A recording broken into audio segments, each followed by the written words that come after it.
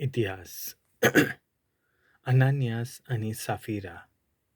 चॅप्टर 5. अनानियास म्हणलोलो एक मनीस आसलो.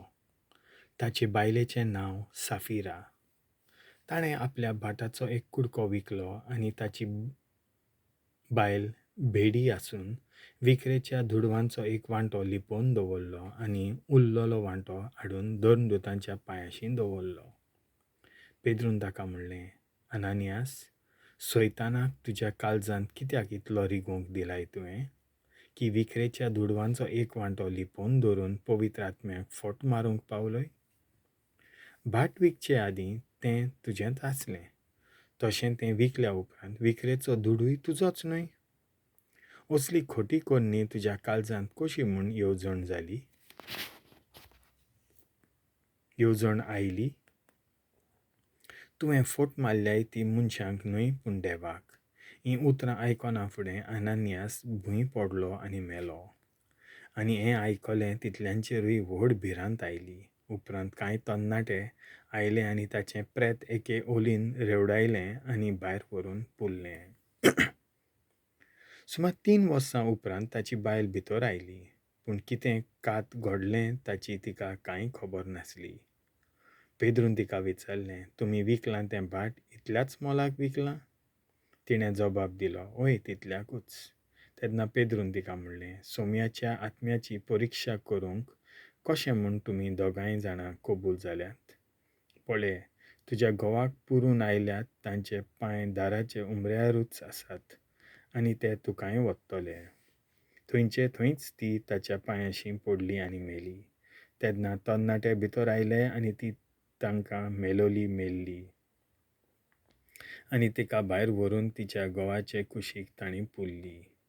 ही खबर आयकून आख्खे पवित्र सभेचेर आनी हेरां सगल्यांचेर व्हड भिरांत आयली.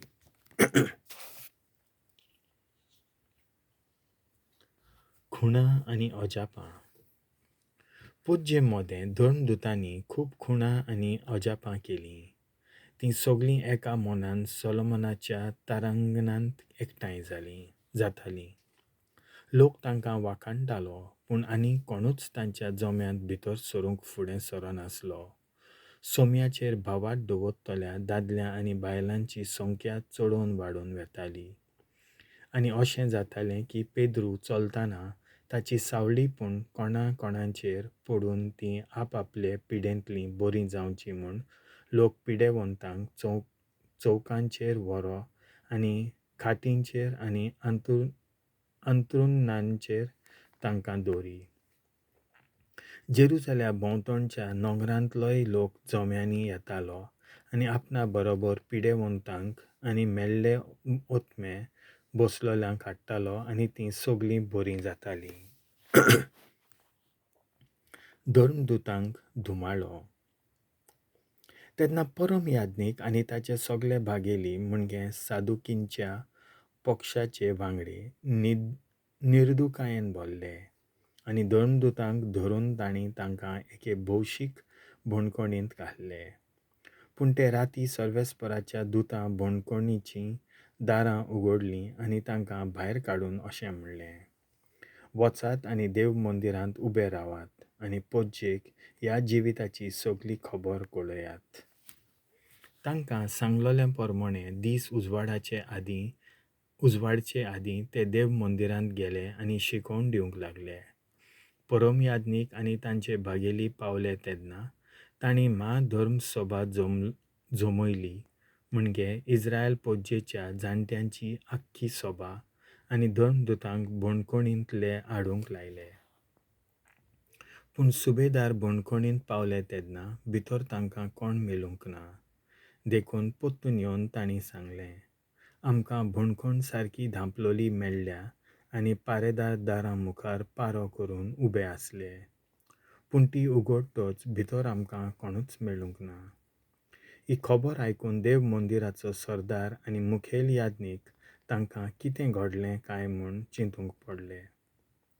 तेन्ना कोण एकलो ही निकतीच खबर घेवन आयलो, तुमी भोंडकोणींत घाल्ले ते मनीस हे पळयात, देव मंदिरांत उबे आसात आनी पोरजेक शिकोवन दितात. तेन्ना सरदार आपल्या सुबेदारांक घेवन गेलो. पूण लोक आपणाक फातरायत म्हूण भिवन बोळ करिनासतना तांणी तांकां हाडले. तांकां महाधर्म सोबे मुखार हाडून उबे कोत्तोच परम याज्ञिकान तांकां अशें विचारलें, ह्या नांवान आनीक शिकोवन दिना जावंक आमी तुमकां खर शिडकावणी दिली. पळयात तुमचे शिकवणे तुमी जेरुजालेम बोल्ला आनी ह्या मनशाच्या मरणाची जबाबदारी तुमी आमचेर घालूंक सोदतात. पोत्तीपाल करून पेद्रून आनी धर्मदुतांनी अशें म्हणलें, मनशांची आज्ञा न्हय पूण देवाची आज्ञा की आमी पाळूंक जाय. एका रुखार हुमको लावन तुमी जिवेशी मारलो त्या जेजूक आमच्या पुर्वजांच्या देवान पुनर्जिवंत केलो.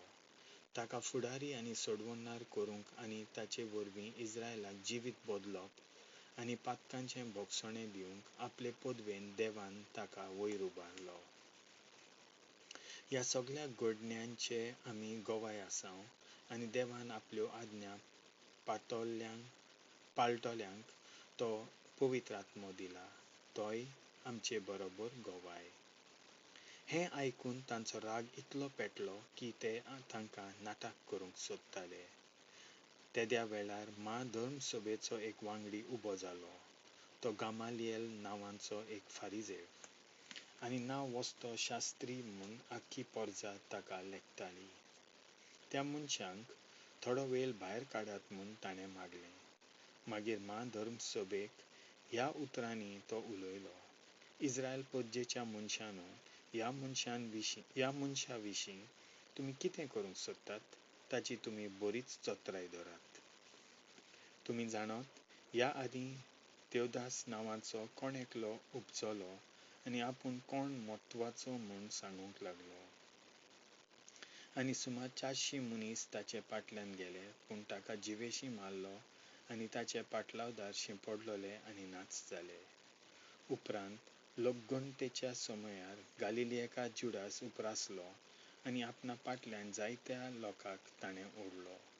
ताकाय जिवेशी मारलो आनी ताचेय शीस जोडली मोडली शिंपडले.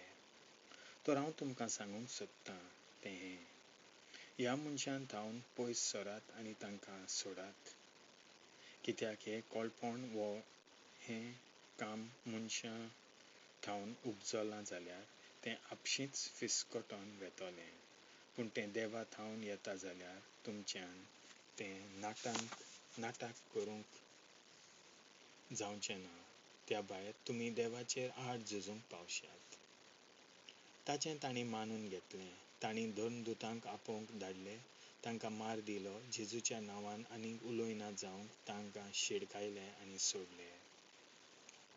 जेजूच्या नांवा पासत बेमान सोंसूंक आपणाक भाग मेळ्ळें म्हूण खुशाल जावन ते महाधर्मसभेंतले भायर सरले.